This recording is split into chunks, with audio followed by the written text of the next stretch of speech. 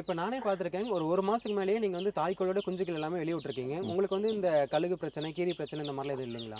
இல்ல கண்டிப்பா. அது வந்து ஏகப்பட்ட பிரச்சனை இருக்குது. ஆனா அடைச்சு வச்சே வளர்த்துறனாலுமே குஞ்சுங்க பெருசாவது கிடையாது. நான் மேக்ஸிமம் F1 அந்த 7 நாள் F1 போட்டுட்டு, F1 டோஸ் போட்டுட்டோம்னா 10 நாள் மேக்ஸிமம். அதுக்கு மேல எந்த குஞ்சும் வெளிய விட்டுறது. அது ஒரு 10 குஞ்சு இருந்தாலுமே கழுகு, லவுடு, கீரி எது தூக்கிட்டு போனது மிச்சம் மீதி நமக்கு 2, 3 குஞ்சு கிடைக்கும். அத வளர்த்தி நம்ம பட்டாவ பண்ணி தயார் பண்ணி குடுக்குறதுல மிகப்பெரிய சவாலான நிலைமை தான் அது. ஆனா அதுவுமே நம்ப அவ்வளோ கஷ்டப்பட்டு வளர்த்துறோம் அப்படின்னும்போது, சில கஸ்டமர் வந்து ரொம்ப லோ பட்ஜெட்ல கேட்பாங்க. அந்த பட்சம் கொடுக்கவும் முடியாது.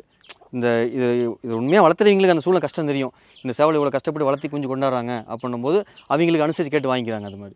ஓகேங்க. மெயின் உங்களுக்கு இன்னொரு ப்ளஸ் என்னன்னா, மாந்தோப்பு இருக்கனால கூட குஞ்சுகள் அங்கங்கேயே வந்து உங்களுக்கு வந்து அந்த காக்கா இதெல்லாம் வரப்போ வந்து இதாக்கிதுங்களா? இல்ல பாதுகாப்பாக்கிங்களா? கண்டிப்பா இந்த மாந்தோப்புக்குனால முடிஞ்ச அளவுக்கு ஒரு நிழல் பகுதி இருக்குது. ஒரு சூழ்நிலை நிழலான ஒரு சூழ்நிலை இருக்குது.